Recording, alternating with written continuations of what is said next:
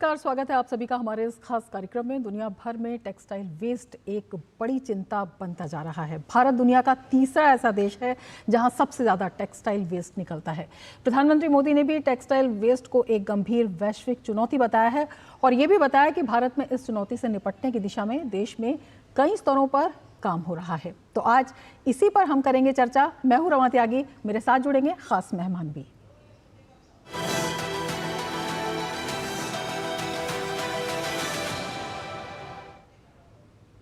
चर्चा की शुरुआत करेंगे, लेकिन उससे पहले आपको बता दें प्रधानमंत्री नरेंद्र मोदी ने रविवार को अपने मासिक मन की बात संबोधन में टेक्सटाइल वेस्ट के खतरनाक प्रभाव और इस चुनौती से निपटने की दिशा में कई स्तर पर हो रहे काम के बारे में प्रकाश डाला। क्या कहा उन्होंने, आइए दिखाते हैं।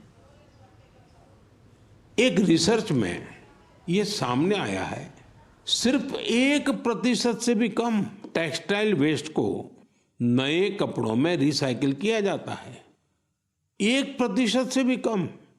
भारत दुनिया का तीसरा ऐसा देश है जहां सबसे ज्यादा टेक्सटाइल वेस्ट निकलता है। यानी चुनौती हमारे सामने भी बहुत बड़ी है, लेकिन मुझे खुशी है कि हमारे देश में इस चुनौती से निपटने के लिए कई सराहनीय प्रयास किए जा रहे हैं। प्रधानमंत्री ने कई भारतीय स्टार्टअप्स के टेक्सटाइल रिकवरी फैसिलिटीज पर काम का भी जिक्र किया। कई ऐसी टीमें हैं जो कचरा बीनने वाले हमारे भाई बहनों के सशक्तिकरण के लिए भी काम कर रही हैं। कई युवा साथी सस्टेनेबल फैशन के प्रयासों में जुड़े हैं। वे पुराने कपड़ों और जूते चप्पलों को रिसाइकल कर जरूरतमंदों तक पहुंचाते हैं। कई संस्थाएं आजकल सर्कुलर फैशन ब्रांड को पॉपुलर बनाने में जुटी हैं। नए नए रेंटल प्लेटफॉर्म भी खुल रहे हैं जहां डिजाइनर कपड़े किराए पर मिल जाते हैं।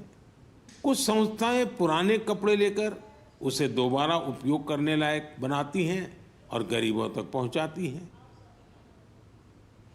प्रधानमंत्री ने कुछ ऐसे शहरों का भी जिक्र किया जो टेक्सटाइल वेस्ट से निपटने में अपनी नई पहचान बना रहे हैं। कई राज्यों का प्रधानमंत्री ने जिक्र किया जिनमें हरियाणा के पानीपत, बेंगलुरु और तमिलनाडु के तिरुपुर का नाम भी शामिल है और वहां हो रहे काम का भी उन्होंने जिक्र किया। टेक्सटाइल वेस्ट से निपटने में कुछ शहर भी अपनी नई पहचान बना रहे हैं। हरियाणा का पानीपत टेक्सटाइल रिसाइकलिंग के ग्लोबल हब के रूप में उभर रहा है। बेंगलुरु भी इनोवेटिव टेक्स सॉल्यूशंस से अपनी एक अलग पहचान बना रहा है। यहाँ आधे से ज्यादा टेक्सटाइल वेस्ट को जमा किया जाता है, जो हमारे दूसरे शहरों के लिए भी एक मिसाल है। इसी प्रकार तमिलनाडु का तिरुपुर वेस्ट वाटर ट्रीटमेंट और रिन्यूएबल एनर्जी के माध्यम से टेक्सटाइल वेस्ट मैनेजमेंट में जुटा हुआ है। प्रधानमंत्री नरेंद्र मोदी की यह खासियत है कि वो केवल कहते नहीं हैं बल्कि करके दिखाते हैं। जो सलाह देते हैं उस पर खुद अमल करते हैं और इसकी मिसाल है मार्च 2024 में पीएम मोदी के माइक्रोसॉफ्ट के सह संस्थापक बिल गेट्स के साथ बातचीत के दौरान जो उन्होंने हाफ जैकेट पहनी वो रिसाइकिल मटेरियल से बनी थी। जैकेट की खासियत ये थी कि इसे दर्जी के पास अतिरिक्त कपड़े के टुकड़ों का उपयोग करके बनाया गया था। पीएम ने बताया इसके बारे में और कहा कि रिसाइकिल और पुनः उपयोग हमारी प्रकृति में अंतर्निहित है। हमारे यहाँ रीयूज, रिसाइकल ये हमारे नेचर में है। अब देखिए ये जो जैकेट है ये रिसाइकल मटेरियल का है, लेकिन ये रिसाइकल मटेरियल की भी विशेषता है। इसकी विशेषता ये है जो टेलर के यहाँ कपड़े के टुकड़े निकलते हैं ये सारा वेस्ट इकट्ठा किया हुआ है। फिर जो पुराने कपड़े हैं उसको भी इसमें लिया हुआ है और 30-40% वेस्ट प्लास्टिक बोतल को लिया हुआ है और उन सबको रिसाइकल करके ये कपड़ा बना है। तो प्रधानमंत्री ने कहा कि ये हमारी प्रकृति में अंतर्निहित है और किस तरह से जिसे हम वेस्ट मटेरियल कहते हैं उसका सदुपयोग किया जा सकता है और जिस तरह की चुनौती है उसे भी एक अवसर में बदला जा सकता है। इसी पर चर्चा करेंगे। हमारे साथ 3 खास मेहमान जुड़े हुए हैं। अपने मेहमानों से मैं आपका परिचय करा देती हूँ। रोहित कंसल जी जुड़े हुए हैं हमारे साथ, एडिशनल सेक्रेटरी हैं मिनिस्ट्री ऑफ टेक्सटाइल। हमारे साथ परविंदर सिंह जी जुड़े हुए हैं, founder director global alliance for textile sustainability council Panipat से। और हमारे साथ शोभा राघवन जी जुड़ी हुई हैं, CEO साहस जीरो वेस्ट बेंगलुरु से। तो अपने तीनों ही मेहमानों का हम स्वागत करते हैं। रोहित जी, सबसे पहले आपके पास आना चाहेंगे और आपसे समझना चाहेंगे, अगर हम मटेरियल वेस्ट की, टेक्सटाइल वेस्ट की बात करते हैं तो ये अपने आप में एक बड़ा चैलेंज है, केवल भारत के सामने नहीं, दुनिया के सामने। और जब हम बात करते हैं प्रतिवर्ष 7.5 मिलियन टन से ज़्यादा इसके क्रिएट होने की, और रिसाइकलिंग की जो प्रक्रिया है वो 1% से भी कम है, ये अपने आप में कितना बड़ा चैलेंज है? रमा जी, आपने ठीक कहा कि टेक्सटाइल वेस्ट जो है आजकल पूरे विश्व के लिए एक बहुत बड़ा चैलेंज बना हुआ है। एक ग्लोबल स्टडी करवाई गई है, उसमें यह बताया गया है कि पिछले 15 सालों में टेक्सटाइल प्रोडक्शन डबल हो गई है, लेकिन time for which textile remains in circulation आधा हो गया है। तो आप खुद समझ सकती हैं कि कितना बड़ा चैलेंज इससे हमारे सामने क्रिएट हो गया है। अगर हम इंडिया की बात करें तो तकरीबन 7,000 किलो टन टेक्सटाइल वेस्ट, यानी 70 लाख टन टेक्सटाइल वेस्ट, जिसमें से 40 lakh ton post consumer waste है, 30 lakh ton pre consumer waste है, हर साल जनरेट होता है। अगर हम म्युनिसिपल सॉलिड वेस्ट की बात करें तो टेक्सटाइल वेस्ट जो है हमारे म्युनिसिपल वेस्ट का 3rd लार्जेस्ट सोर्स है। अगर हम अपने लैंडफिल्स की बात करें तो हमारे लैंडफिल्स में से हर 1 किलो में से 20% के करीब जो है टेक्सटाइल वेस्ट कॉन्स्टिट्यूट करता है। यानी कि हमारा लैंडफिल जो होता है, जो वेस्ट जिसमें भरा जाता है, उसमें 17 से 20% केवल टेक्सटाइल्स होता है। तो इससे आप खुद अंदाजा लगा सकते हैं कि कितनी ज्यादा टेक्सटाइल वेस्ट की जनरेशन है और कितना बड़ा चैलेंज ये विश्व के लिए भी है। और चूंकि भारत बहुत बड़ा प्रोड्यूसर है, बहुत बड़ा कंज्यूमर है, तो भारत के लिए एक बड़ा चैलेंज है। बिल्कुल एक बड़ा चैलेंज है, और यही समझना चाहेंगे क्योंकि प्रधानमंत्री पहले भी इसका जिक्र कर चुके हैं, तो इस चुनौती से जूझने के लिए किस तरह के कदम जो हैं वो उठाए गए हैं, किस तरह से इसे आइडेंटिफाई किया जा रहा है? देखिए, मैं आपसे 2 बातें कहूंगा। सबसे पहली बात तो मैं वही कहूंगा जो हमारे माननीय प्रधानमंत्री जी ने बिल गेट्स को कही कि सस्टेनेबिलिटी जो है भारतीय परंपरा में अंतर्निहित है। बहुत से देशों ने आज रीयूज, रिसाइकल, रिपेयर की बात करनी शुरू की है, लेकिन आप में से सब लोग जानते होंगे कि रफू क्या है। रफू इज रिपेयर। कांथा वर्क क्या है? Kantha work is reuse. इसी तरह जो साड़ियां माताएं अपने बच्चों को आगे दे देती थी, वो रीयूज, रीपर्पस, इन सब के उदाहरण है। तो जिन चीजों को आज वेस्ट रिपेयर, रीयूज कहता है, रीपर्पस कहता है, वो भारतीय परंपरा में कई हजार सालों से पहले ही अंतर्निहित है, और यही आज भी हो रहा है। आप जैसे मैंने कुछ समय पहले टेक्सटाइल वेस्ट की बात की, तो वेस्ट को कम करने के 2 ही तरीके हैं। या तो आप वेस्ट कम जनरेट कीजिए, या फिर जो ऑलरेडी जनरेट हो चुका है उसको रिसाइकल कीजिए। और दोनों ही दिशाओं में हमारे यहाँ बहुत काम हो रहा है। अगर हम कम जनरेट करने की बात करें तो हमारे यहाँ बहुत से इनिशिएटिव्स ऐसे हैं जो सर्कुलर इकोनॉमी की तरफ आगे ले जा रही हैं, जिसमें पुराने कपड़ों को रीयूज करना, pre loved models, rental models, repair models हैं। और अगर हम रिसाइकलिंग की बात करें तो जो वेस्ट जनरेट हो चुका है उसको पानीपत, बेंगलुरु, समाना जैसे बहुत से सेंटर्स में रिसाइकल किया जा रहा है, और बहुत से हमारे उद्योगकर्ता जो हैं, बहुत से हमारे स्टार्टअप्स जो हैं, इसको अपसाइकल कर रहे हैं। तो दोनों ही चीज़ों में हिंदुस्तान में, भारत में बहुत अच्छे पैमाने पे काम हो रहा है।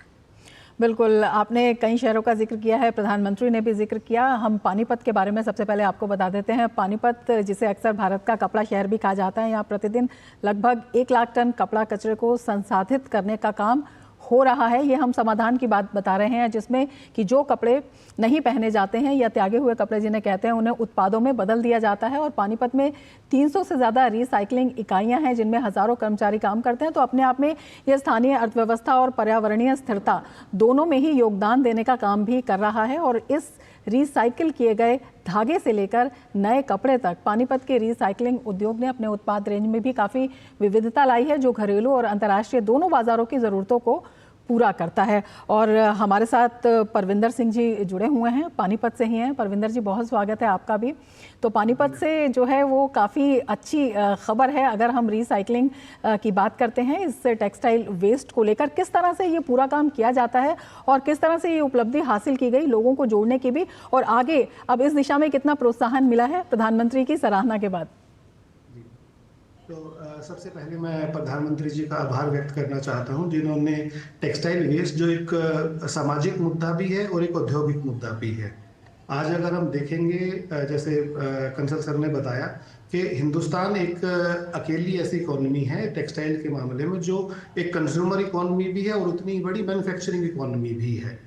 आज हमारे सामने टेक्सटाइल वेस्ट को लेके और जो हमारे टेक्सटाइल के रॉ मटेरियल्स हैं, दोनों को लेके चैलेंजेस हैं। टेक्सटाइल वेस्ट का तो जैसे आपने बता ही दिया, अगर हम रॉ मटेरियल्स को भी देखें तो जो हमारा कॉटन की ग्रोथ है वो 1 से 2% है ग्लोबली रॉ मटेरियल की, और जो हमारा दूसरा रॉ मटेरियल है पॉलिएस्टर, वो क्रूड पे से निकलता है, और क्रूड के हमारे पास रिजर्व ही 30 से 40 साल के हैं। तो अगर हम टेक्सटाइल वेस्ट को वेस्ट ना देखते हुए रॉ मटेरियल देखें तो हमने इन दोनों समस्याओं का समाधान एक ही सर्कुलरिटी से कर दिया। हमने टेक्सटाइल वेस्ट का भी समाधान कर दिया जो हमारे एनवायरनमेंट पे एक बर्डन बन रही है, और दूसरा जो चैलेंज है हमारा रॉ मटेरियल का, जो हमारे पास सफिशिएंट रॉ मटेरियल्स नहीं है, तो इस सर्कुलरिटी और रिसाइकलिंग ने इन दोनों समस्याओं का समाधान कर दिया। दूसरा, क्योंकि हमारे यहाँ जो टेक्सटाइल इंडस्ट्री है वो एमएसएमई बेस्ड इंडस्ट्री है, और हमारा 60-65% के आसपास जो हमारे उद्योग हैं वो लघु और मध्यम दर्जे के उद्योग हैं। तो हमें, हमारे लिए, हिंदुस्तान के लिए रोजगार पैदा करना एक बहुत बड़ा चैलेंज है। और जब हम टेक्सटाइल वेस्ट को फॉर्मल करते हैं, उसको पूरा ट्रेसेबिलिटी में सप्लाई चेन को लेके आते हैं, तो ये क्योंकि ये मैनुअल काम होने वाली इंडस्ट्री है, तो बहुत सारे उद्योग भी उत्पन्न होते हैं, रोजगार उत्पन्न होते हैं। दूसरी चीज जो मैं आपको बताना चाहूंगा, हमारी जो रिसाइकलिंग रेट है इंडिया की वो 69% है, जो दुनिया में कहीं भी 20% के नीचे ही है। तो आज जो इंडिया है वो हम कैपेबल हैं सारी दुनिया की वेस्ट को रिसाइकिल करने के लिए, और अब हमें अपने आप को उस लेवल पे लेके जाना है कि हम सारी दुनिया के सर्कुलर मैन्युफैक्चरिंग हब बन पाए। बिल्कुल, ये अपने आप में बेहद अहम बात है, और इस क्षेत्र से जुड़े जो उद्यमी हैं या जो लोग इसमें आना चाहते हैं उनके लिए भी एक रास्ता खुलता हुआ दिखाई देता है। सबसे पहले हम आपको ये दिखा देते हैं आगे बढ़ने से पहले कि इस क्षेत्र से जो जुड़े उद्यमी हैं उनमें किस तरह का उत्साह आया है।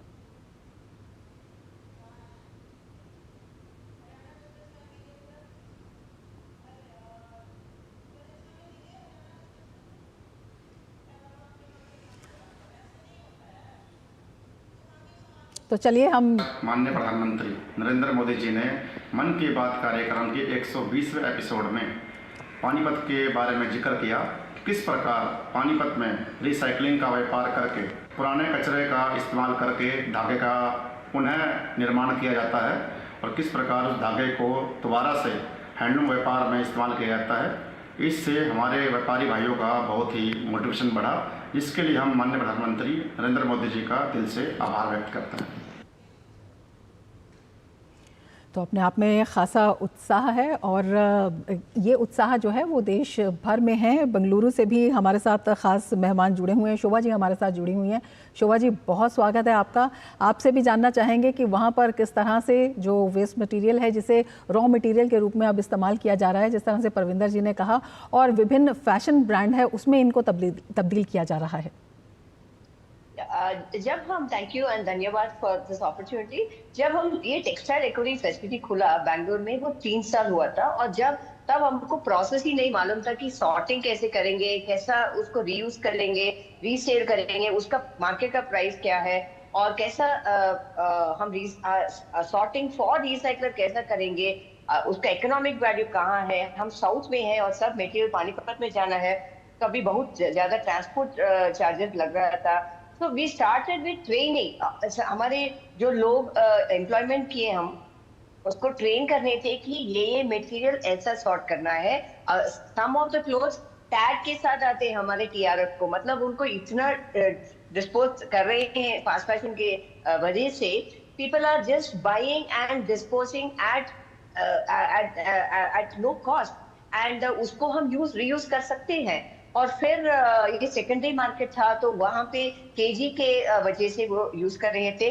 और मोस्ट इम्पॉर्टेंट वाज ये कॉटन, प्योर पॉलिस्टर, वो सब रिसाइकल और डाउनसाइकल हो सकता था, लेकिन ये जो ब्लेंडेड मटेरियल था वो प्रॉब्लम था, which was not able to recycle completely. और दूसरा था कि we had to engage with the community, क्योंकि उनसे ही हमको वेस्ट आ रहा था। How to we bring the behavioural change, how do we tell them to responsibly give this waste.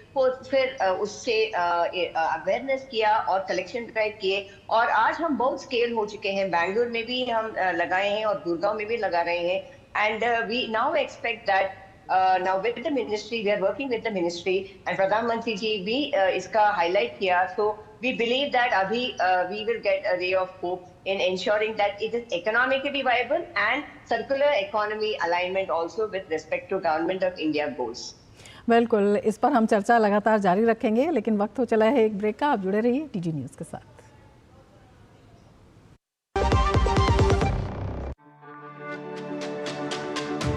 मेरी पसंद, मेरी पसंद, मेरी पसंद, मेरी पसंद, हमारी पसंद, हम सबकी पसंद। मजबूत देश का मजबूत सरिया हो गया स्टील।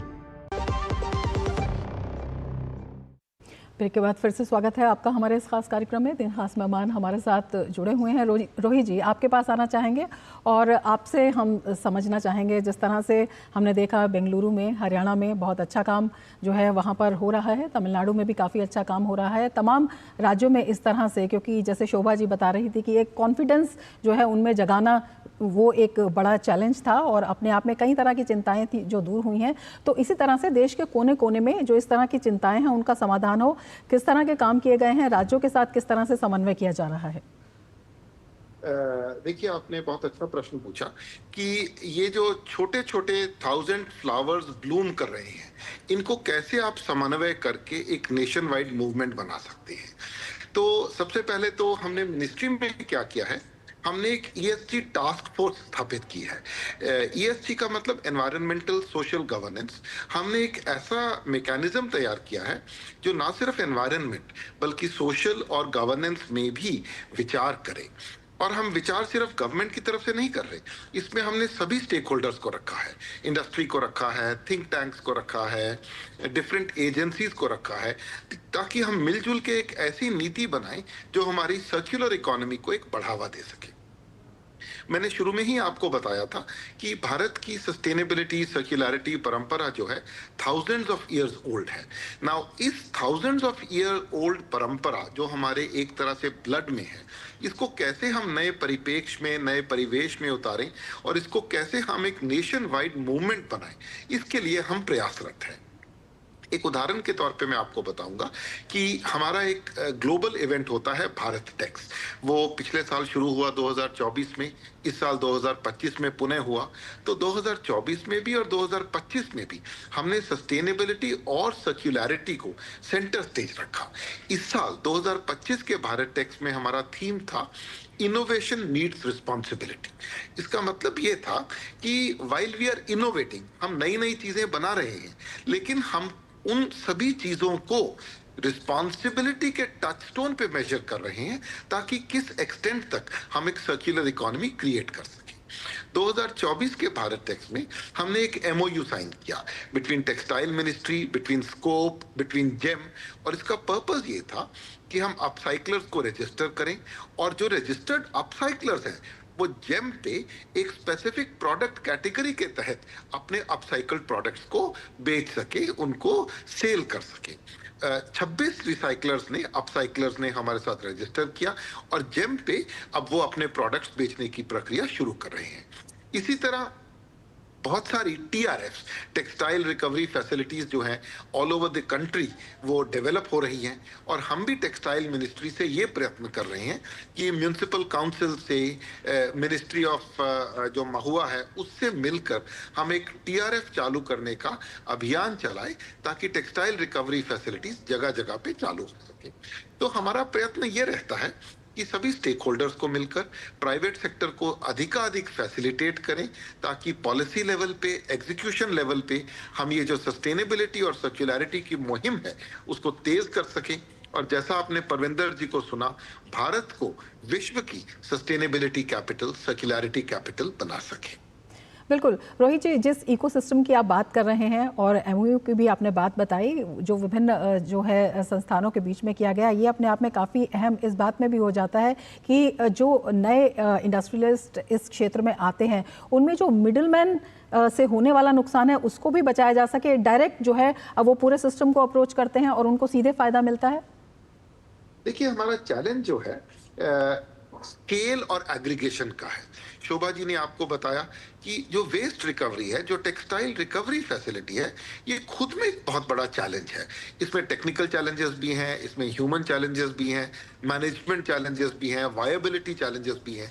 इसलिए बहुत सी जो संस्थाएं हैं, जो प्राइवेट संस्थाएं हैं, वो ना सिर्फ एग्रीगेशन का काम कर रही हैं लेकिन कैपेसिटी बिल्डिंग और ट्रेनिंग का भी काम कर रही हैं ताकि हमारी एफिशिएंसी ऑफ ऑपरेशंस मैक्सिमाइज हो सके और ये सोशल एंटरप्राइज ना रह के एक इकोनॉमिकली वायबल एक्टिविटी भी बन जाए। यही हमारा चैलेंज है और यही हमारी अपॉर्चुनिटी भी है। बिल्कुल। शोभा जी, आपके पास आना चाहेंगे, आपसे समझना चाहेंगे, केंद्र सरकार जो है लगातार जो है इस बारे में अपने कदम भी उठा रही है और राज्यों को सहयोग भी दे रही है। आपसे समझना चाहेंगे, बंगलुरु की बात करते हैं तो स्टार्टअप्स का या नई पहलों का हब माना जाता है। इसमें जो नए लोग आ रहे हैं, जो अपना स्टार्टअप इस बारे में करना चाह रहे हैं, उनको किस तरह से वहाँ पर सुविधाएं दी जा रही हैं और उनको किस तरह से बताया जा रहा है कि इस दिशा में आगे बढ़िए, सरकार आपके साथ है? I think you touched a very important point. और we should not scare the startups and tell them that सरकार का सपोर्ट नहीं है, but we know that ministry has been looking at our work. We have been in different discussions with the recycler side, with the ministry. We are also in discussion with the industry who is actually putting these textile waste into the system. तो उनका भी onus है, responsibility है और हमको we need to see how the policy develops, regulations develop, so that the industry also commits to this textile recovery in line with circular economy, क्योंकि अभी economically viable नहीं है और हमको अभी यहाँ साउथ से नॉर्थ भेजना है, it doesn't work. So south में ही अगर हमको recycling cluster मिल जाएगा तो then we will see that okay, if it is economically viable, तो technology challenges क्या है? अभी पूरे all sites we are having challenges. Right from behavior change to municipality non-collection to mixed waste to low-value waste to sorting different types of categories, market linkages ठीक नहीं है. So I believe that with policy intervention and our inputs going to the government, they will be able to come out with the right framework that will help organizations like us to be in the market and be there to show that we can scale up operations. And we believe that in the next 1 or 2 years, these regulations should be coming out towards textile. बिल्कुल, तमाम समाधानों की तरफ जो है काम चल रहा है। परविंदर जी, आपसे समझना चाहेंगे, 300 से ज़्यादा जो है इंडस्ट्री वहाँ पर काम कर रही हैं, किस किस तरह के उत्पाद हैं इसके द्वारा बनाए जा रहे हैं और सबसे बड़ी बात इसमें तमाम जो पूरे समाज का सशक्तिकरण हो रहा है, उन लोगों का भी जो इस दिशा में आगे आ रहे हैं, उन लोगों का भी जो पहले इसमें काम करते थे। जी देखिए, पानीपत दुनिया के सबसे बड़े रिसाइकलिंग हब के साथ साथ एक दुनिया का सबसे बड़ा होम फर्निशिंग का हब भी है। तो अभी हम हिंदुस्तान में, हमारा चैलेंज ये नहीं है कि रिसाइकलिंग कैसे करें जी, रिसाइकलिंग करनी तो हम दुनिया को सिखा रहे हैं। अभी हम जिस चीज पे काम कर रहे हैं वो है रिसोर्स एफिशिएंसी, कि हम टेक्सटाइल वेस्ट से उच्च क्वालिटी के जो उत्पाद हैं, खासकर फैशन इंडस्ट्री के जो उत्पाद हैं, वो कैसे बनाएं। पानीपत में रिसाइकलिंग, जो कि हम सस्टेनेबिलिटी और सर्कुलरिटी दुनिया के लिए पिछले 4-5 साल की एक ट्रेंड है, पानीपत में रिसाइकलिंग पिछले 40 साल से हो रही है। और एक जो फिगर आपने दिया कि 1 लाख टन, पानीपत में डेली 3 लाख टन रिसाइकलिंग होती है जी। तो तमाम ये बड़े आंकड़े हैं और अच्छे आंकड़े हैं अपने आप में। जिस तरह की ज़रूरतें हैं उनके बारे में रोहित कंसल जी से बात कर लेते हैं। रोहित जी, जिस तरह से हमने देखा, शोभा जी ने कई तरह की जो चिंताएं हैं वो जताई हैं और अपने आप में जिस तरह से नई दिशा निकलती हुई दिखाई दे रही है, परविंदर जी बता रहे थे। और अगर हम रिसाइकलिंग बाज़ार की बात करते हैं, क्योंकि ये पूरे विश्व की एक समस्या है, तो ये $400 मिलियन तक पहुंच सकता है और विश्व का 7.5 बिलियन डॉलर तक। तो अपने आप में एक चुनौती तो है, लेकिन इस पे जो रोजगार के, आमदनी के और अपने आप को ब्रांड बनाने के कुछ अवसर भी दिखाई देते हैं, उन पर किस तरह से काम किया जा रहा है? देखिए, आपने बहुत एक इम्पॉर्टेंट बात उठाई और बहुत सही बात उठाई है।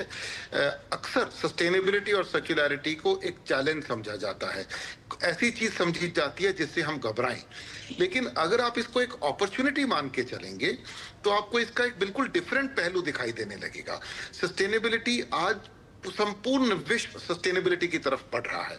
अगर आप कहीं भी सर्वे कराएंगे कि आज के टेक्सटाइल जगत में मेगा ट्रेंड्स क्या है, what are the mega trends which are going to shape the future of textile industry, तो कोई आपको इनोवेशन की बात करेगा, कोई डिजिटलाइजेशन की बात करेगा, कोई मैन्युफैक्चरिंग 4.0 की बात करेगा, लेकिन एवरीबडी, हर कोई इसमें सस्टेनेबिलिटी और सर्कुलरिटी की बात अवश्य करेगा। सस्टेनेबिलिटी और सर्कुलरिटी एक ऐसी चीज है जिसके बगैर फ्यूचर में टेक्सटाइल्स आगे नहीं बढ़ सकता है। और इसीलिए मैं परविंदर जी के साथ अग्री करता हूं, हम पानी में और बाकी बहुत सालों से सस्टेनेबिलिटी कर रहे हैं, बहुत सालों से सर्कुलरिटी कर रहे हैं। हम विश्व को सस्टेनेबिलिटी एंड सर्कुलरिटी एट स्केल सिखा सकते हैं और ये हमारे टेक्सटाइल सेक्टर के लिए एक चैलेंज नहीं, इसको एक अपॉर्चुनिटी के रूप में समझना चाहिए, ताकि हम अपनी टेक्सटाइल इंडस्ट्री को, अपने टेक्सटाइल बिल्कुल, और प्रधानमंत्री नरेंद्र मोदी के नेतृत्व में तमाम जो चैलेंजेस है उनसे अपॉर्चुनिटीज निकल कर आई हैं और प्रधानमंत्री ने इस दिशा में भी अब नई राह दिखाई है और उन्होंने स्वयं एक मिसाल इसमें कायम की है। बहुत शुक्रिया रोहित जी आपका, परविंदर जी आपका, शोभा जी आपका हमसे जुड़ने के लिए और इतनी महत्वपूर्ण जानकारी हमारे साथ इस कार्यक्रम में साझा करने के लिए। इसके साथ ही चर्चा में फिलहाल इतना ही, दीजिए इजाजत, नमस्कार।